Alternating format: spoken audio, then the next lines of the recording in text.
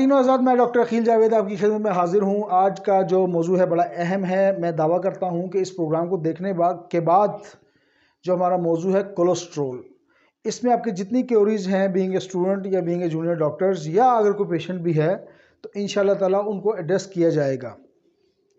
तो मुझे बने रहिए और मेरा प्रोग्राम देखने के लिए AJ हेल्थ TV को सब्सक्राइब कर दें। तो आते हैं जी मौजू की तरफ। कोलेस्ट्रोल क्या होता है? बेसिकली कोलेस्ट्रोल को बयान करने से पहले मैं थोड़ा सा बता दूं कि कोलेस्ट्रोल जो वर्ड है ये क्यों, इसका मतलब ड्राइव कहाँ से है और इसकी मीनिंग की अगर बात करें तो क्या है।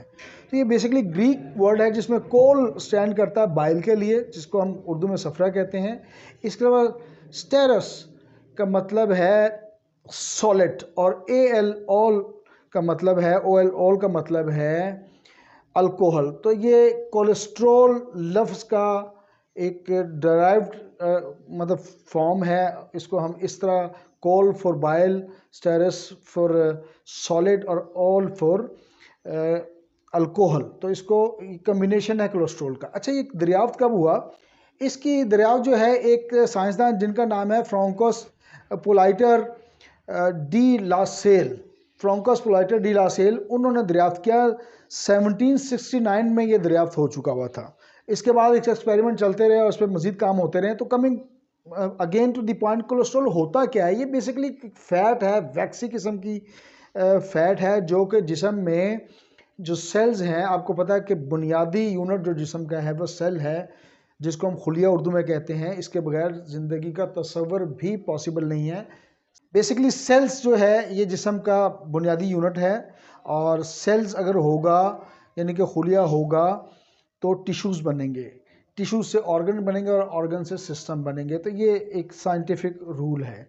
तो इसका किरदार जो होता है कोलेस्ट्रोल का, एक माकूल मकदार में जिस्म में होना ज़रूरी है। और इसका फंक्शन जो है वो करता क्या है कि सेल मेम्ब्रेन्स के लिए ज़रूरी है कि जो जेली होती है सेल की, उसको मेंटेन रखने के लिए प्रॉपर वे में बहुत ज़रूरी है। इसके अलावा टिश्यूज़, मुख्तलिफ टिश्यूज़ के लिए ये ज़रूरी होता है, हार्मोन्स के लिए ज़रूरी होता है, विटामिन D इवन के लिए ज़रूरी होता है, बाइल जो सफ़रा है वो तो ज़ाहिर है, और एसिड जो जिस्म में होते हैं उनके लिए तमाम चीज़ें होना, ये कोलेस्ट्रोल का एक मुतदल और बैलेंस मकदार में होना ज़रूरी है।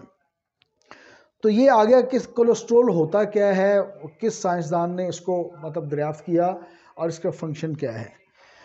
अब आते हैं जी कि ये जो कोलेस्ट्रोल है इसकी कितनी किस्में होती हैं। तो इसमें मैं बारी बारी बता देता हूँ। मेजर 3 किस्में हैं इसकी। LDL है, HDL है और VLDL है, जिसको हम हरफे में ट्राइग्लिसराइड भी कहते हैं। LDL जो है ये कहलाता है लो डेंसिटी लाइपोप्रोटीन, अगर इसकी हम मुखफ़फ़ की एब्रीवेशन की बात करें। दूसरी जो काइंड है वो HDL कहलाती है, जिसको हम हाई डेंसिटी लाइपोप्रोटीन्स का नाम देते हैं। और तीसरी काइंड जिसको हम हरफे में ट्राइग्लिसराइड भी कहते हैं, लेकिन ये basically very low density lipoproteins कहलाती हैं।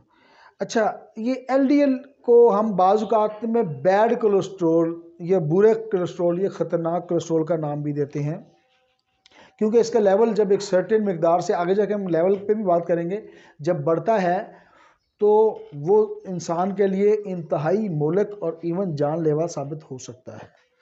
HDL को हम जो हाई डेंसिटी लाइपोप्रोटीन है, इसको हम गुड कोलेस्ट्रॉल या अच्छे कोलेस्ट्रॉल या सूदमंद कोलेस्ट्रॉल का नाम देते हैं। तो ये इनके बैड कॉप और गुड कॉप वाली मिसाल है। LDL को आप बैड कॉप समझें और HDL को आप गुड कॉप समझें। अच्छा, LDL का जो नॉर्मल रेंज है, ये वैल्यू होनी चाहिए इंसानी जिस्म में, एक ऑप्टिमल, एक आइडियल वैल्यू तो इसकी 100 mg पर डेसीलीटर होना चाहिए, और एक मॉडरेट लेवल पे ये 100/130 या 129 हो, और 130 से 159 तक ये बॉर्डरिंग लाइन में है। अगर 150 लाइन से ऊपर है तो फिर ये हाई की उसमें कैटेगरी में आएगा और ये ख़तरनाक हो सकता है। कमिंग टू दी HDL, जो गुड कोलेस्ट्रॉल है, HDL में जो ऑप्टिमल या जो लो इसकी वैल्यू है वो 40 mg पर डेसिमल है। इस तरह 40 से 59 तक ये मॉडरेट होता है, और 60 से ऊपर आगे तक ये हाई वैल्यू कहलाती है। वैसे HDL अगर हाई भी हो तो मसला नहीं है, क्योंकि ये प्रोडक्टिव कोलेस्ट्रॉल है और ये अच्छा और सूदेबल कोलेस्ट्रॉल है, लेकिन excess of everything is always bad, तो इसको मतलब हमें मद्देनज़र रखना है। अच्छा, जो VLDL को थोड़ा सा डिस्कस कर लेते हैं। ये बेसिकली ट्राइग्लिसराइड को कैरी करते हैं। ट्राइग्लिसराइड की जो नॉर्मल वैल्यू है 150 mg पर डेसीलीटर होनी चाहिए, और जो मॉडरेट या बॉर्डरिंग लाइन इसकी कहलाती है 150 से 199 तक, ये बॉर्डरिंग लाइन कहलाती है। 200 प्लस में अगर ये चला जाए तो ये ख़तरनाक है और इसका बैलेंस होना ज़रूरी है। ओवरऑल अगर हम इसकी बात करें कोलेस्ट्रॉल की, सारे मिला के 200 से प्लस में नहीं होना चाहिए। अगर ये प्लस में है तो ये लम्हा फ़िक्र होगा। यहाँ पे टाइम आएगा कि आपने अपने डॉक्टर से कंसल्ट करना है और इसका इलाज करवाना है। अच्छा, फंक्शंस की बात करें। LDL का फंक्शन जैसे मैं ऊपर बयान कर चुका हूँ, ये बेसिकली कोलेस्ट्रॉल को ट्रांसपोर्ट करता है, प्लस मुख्तलिफ किस्म के लिपिड्स को ट्रांसपोर्ट करता है मुख्तलिफ हिस्सों की तरफ, टिश्यू की तरफ और ऑर्गन्स की तरफ। अच्छा, HDL इसका रिवर्स एक्शन करता है, उल्टा करता है। HDL करता है क्या है कि जो एक्सेसिव बिल्डिंग होती है इन प्रोटीन की, इन कोलेस्ट्रॉल की, उसको वापस दोबारा लीवर की तरफ लेके जाता है। अच्छा, 70% प्रोडक्शन जो है कोलेस्ट्रॉल की वो लीवर में होती है, बाकी 30% हम मुख्तलिफ डाइट से लेते हैं, तो लीवर इसका मेन ऑर्गन है। HDL क्या करता है कि ये जो एक्सेसिव कोलेस्ट्रॉल होते हैं इसको वापस लीवर की तरफ लेके जाता है, लीवर इस पर दोबारा काम करता है और उसको वेस्ट या उसको रिप्रोडक्शन में डाल देता है। तो ये इसका बेसिकली फंक्शन है। तो आते हैं डिजीज़ क्या हो सकती हैं। अगर आपका कोलेस्ट्रॉल हाई है तो डिजीज़ क्या हो सकती हैं। सबसे पहली डिसीज़ कहलाती है एथेरोस्क्लेरोसिस। अच्छा, एथेरोस्क्लेरोसिस होता क्या है, बेसिकली जो खून की नालियां हैं ये तंग हो जाती हैं, इनको हम एथेरोस्क्लेरोसिस का नाम देते हैं, और इससे ज़ाहिर है खून का फ्लो जो है वो डिस्टर्ब होता है, तो मुख्तलिफ हिस्सों तक खून नहीं पहुंच पाता, जिसकी वजह से प्रॉब्लम हो सकती हैं। फिर अगली जो कॉम्प्लिकेशन या डिजीज़ हो सकती है वो CAD कहती है, यानी कि कॉरोनरी आर्टरी डिजीज़ का नाम देते हैं हम इसको मेडिकल में। ये होता क्या है कि जो आर्टरी है इसमें सप्लाई जो है वो ब्लॉकेज या चूँकि तंग हो जाती है, तो इसको सप्लाई कॉरोनरी आर्टरी को खून की सप्लाई तंग होना स्टार्ट हो जाती है, उसकी वजह से प्रॉब्लम हो सकती है। इसके अलावा स्ट्रोक हो सकता है जी। जब स्ट्रोक होगा तो जाहिर है कोई ना कोई क्लॉटिंग होगी, खून का लोथरा जिसे हम कहते हैं, बेसिकली ये भी लोथरा जो होता है ये एक्स्ट्रा डिपॉजिट या फैट डिपॉजिट की टाइप का होता है, इसको हम लोथड़े का एक वो देते हैं नाम। तो ये अगर हो जाए तो ये बड़ा ख़तरनाक है। इसके अलावा पेरिफेरियल आर्टरी डिजीज़ हो सकती है। इसमें क्या होता है, जो प्लैग होता है, जो पीला पीला सा मवाद होता है, मैं तस्वीर डिस्प्ले कर देता हूँ। प्लैग जो है वो आर्टरीज में डिपॉजिट हो जाता है, उसकी वजह से ये जो आपके टांगों की तरफ नालियाँ जाती है खून की, इसमें तंगी होती है और लेग पेन और इस किस्म की कम्प्लिकेशन स्टार्ट हो जाती हैं। इसके अलावा हार्ट अटैक हो सकता है, मायोकार्डियल इन्फेक्शन हम इसे कहते हैं। इसमें ब्लड सप्लाई जो है वो रुकता है और मसल्स को नहीं पहुंच पाता, तो इसमें बाज़ औक़ात हार्ट अटैक के चांसेस बढ़ जाते हैं।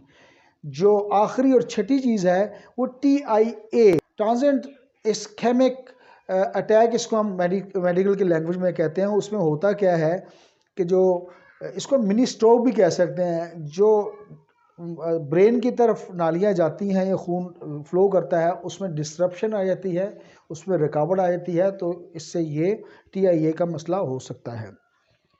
अब आते हैं जी रीजंस क्या हैं। तो कोलेस्ट्रॉल की बहुत सारी रीज़न है। सबसे बड़ी रीजंस तो डाइट, हम बैलेंस डाइट नहीं कहते, रेड मीट का बहुत ज़्यादा इस्तेमाल है, जंक फूड की तरफ हमारा मैलान है, डेयरी प्रोडक्ट्स हम बहुत ज़्यादा ले रहे होते हैं, फ्राइड फूड, ये जंक फूड, बर्गर, मैकडोनल्ड और एट्सेट्रा बहुत ज़्यादा है। तो ये प्लीज़ इसको अवॉइड कीजिए, अदरवाइज़ आपको मसला हो सकता है। उसके बाद वज़न को कंट्रोल करना है। ओबेसिटी इसकी एक वजह हो सकती है। आपका बॉडी मास इंडेक्स यानी कि BMI अगर आउट है तो वो भी बहुत ज़्यादा मसला पैदा कर सकता है। ऑलरेडी ओवर वेटिंग पे या वेट पे, ओबेसिटी पे एक वीडियो मौजूद है, अगर आप देखना चाहें तो देख सकते हैं कि वज़न को कैसे कंट्रोल करना है। मैं लिंक यहाँ पे डिस्प्ले कर देता हूँ, रिमार्क्स में या कमेंट्स में आपको लिंक मिल जाएगा। उसके बाद स्मोकिंग एक वजह हो सकती है। अब सवाल ये है कि स्मोकिंग कैसे वजह हो सकती है। तो स्मोकिंग से जो ब्लड वेसल्स हैं ये बाज़ औक़ात डैमेज या पंक्चर होती हैं, तो उसमें गैस बनते हैं और ये जो कोलेस्ट्रॉल के डिपॉजिट्स हैं, फैट्स हैं, उनमें घुस जाते हैं, तो ये भी एक वजह हो सकती है। जेनेटिक्स यानी कि फैमिली में अगर आपकी हिस्ट्री है तो ये भी एक रीज़न बनती है। इसके अलावा मेडिकल कंडीशंस जैसे कुछ डायबिटीज़, शुगर के मामलात हैं, इसके अलावा हाइपरटेंशन बाज़ औक़ात इसकी वजह बन सकती है। हाइपोथायराइडिज्म, अगर आपके थायराइड ग्लैंड की प्रोडक्शन कम है यानी कि हाइपो है तो वो एक वजह हो सकती है। किडनी के मसले हो सकते हैं, वो भी एक वजह हो सकती है। लीवर डिजीज़ इसकी वजूहत हो सकती हैं। इसके अलावा एज, जाहिर है जो आके ना जाए वो जवानी देखी और जो जाके ना आए वो बुढ़ापा देखा, तो एज एक वजह है। इसके अलावा ख़वातीन में मेनोपॉज, जब हार्मोनल चेंज होती हैं यानी कि मेंस्ट्रुअल साइकिल उनका ख़त्म होता है, तो वो भी एक इसकी रीज़न बनती हैं। सिम्टम्स क्या क्या होती हैं, मैं ऑलरेडी थोड़ा सा उसको बीमारियों में टच दे चुका हूँ। बहरहाल सीने का दर्द जिसको हम अंजाइना कहते हैं, हार्ट अटैक, स्ट्रोक हो सकता है, पेरिफेरल आर्टरी डिजीज़ हो सकती है, इसके अलावा कोरोनरी आर्टियल डिजीज़ हो सकती है। तो ये चीज़ें हो सकती हैं और ये अगर आप महसूस करें, टांगों में दर्द हो सकता है। अब जो टांग में दर्द स्टार्ट हो तो ये टाइम है कि आप इस पर सस्पेक्ट करें और ये सिम्टम्स को लेते हुए अपने डॉक्टर से रब्ता करें। डाइट में हमने क्या क्या लेना है जी, ऑलिव ऑयल का इस्तेमाल करें या वेजिटेबल ऑयल का इस्तेमाल करें। घी बिल्कुल भी नहीं लेना क्योंकि वो जम जाता है, तो घी को बिल्कुल आपने अवॉइड करना है। नट्स पे तवज्जो करें, पीनट हो गया, आमंड्स और वॉलनट्स वगैरह ये इस्तेमाल करें। सीड्स ऑयल इस्तेमाल करें। फाइबर्स में आप ले सकते हैं इनटेक, चने वगैरह फाइबर्स बेस होते हैं, उसको ले सकते हैं। इसके अलावा फ्रूट्स ऐसे हो सकते हैं जिसमें फाइबर्स हो। ओमेगा 3 मछली में एक ख़ास किस्म है जिसमें ओमेगा 3 एक ऑयल होता है, उसको आप लें। एंटीऑक्सीडेंट खुराकें जो वज़न कम करती हैं वो लें। और इन सम एक्सटेंट अल्कोहल, शराब ले सकते हैं, लेकिन बहुत ही एक माकूल मिकदार में। ये भी इसको कंट्रोल करने में, इसके हाई लेवल को कंट्रोल करने में बाज़ औक़ात मुअस्सर साबित हो सकता है।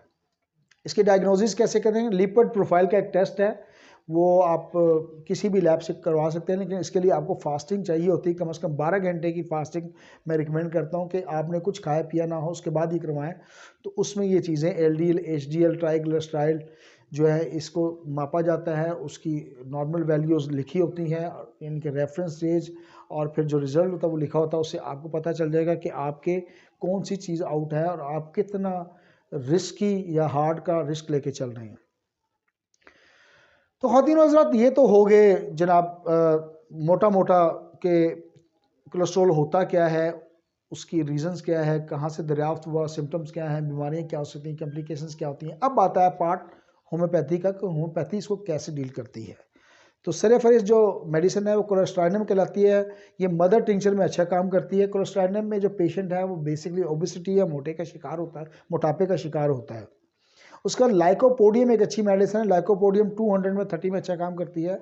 लाइकोपोडियम के जो पेशेंट हैं उसमें आपको मैदे के मसाइल मिलेंगे, गैस, कॉन्स्टिपेशन, तो मैदा उसका डिस्टर्ब नज़र आएगा। उसके बाद नेट्रम सल्फ एक अच्छी मेडिसिन है। मेडिसिन ये जो काम करेगी 3x में अच्छा काम करती है या 6x में अच्छा काम करती है। इसमें साथ में लीवर की कॉम्प्लिकेशंस होंगी। अगर लीवर का आप टेस्ट करवाएंगे लेफ्टी, तो आपको लीवर थोड़ा बहुत डिस्टर्ब नज़र आएगा। उसके बाद कलकेरिया काब है। कलकेरिया का आपको पता है कि उसका जो पेशेंट है वो मोटा पिलपिला होता है, तो अगर ऐसा पेशेंट आपके पास आए तो कलकेरिया काब 30 में अच्छा काम करती है। नक्स वामिका अच्छी मेडिसिन है। नक्स का पेशेंट आपको पता है ये नशे वशे का और एक्सेस शराब नोशी, सिगरेट नोशी और बैठने की लाइफ वो ज़्यादा पसंद करता है। अगली मेडिसिन है आर्सेनिक एल्बम। आर्सेनिक एल्बम में होता ये है कि बेचैनी या स्ट्रेस इसकी बहुत बड़ी वजह होती है। दुआ में याद रखें। मैं doctor Akeel Javed AJ health TV से इजाज़त चाहूँगा। Thank you.